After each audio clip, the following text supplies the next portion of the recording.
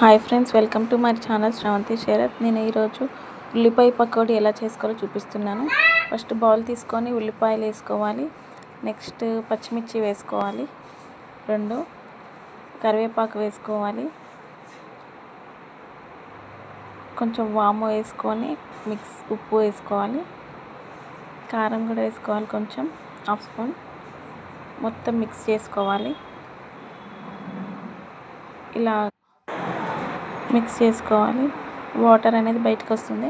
Next శనగపిండి 3 spoons వేసుకుంటే half spoon బియ్యం పిండి వేసుకోవాలి. కావాలంటే కొంచెం వాటర్ వేసుకోవాలి. మనకి బజ్జీ వేసేలాగా ఉండాలి పిండి.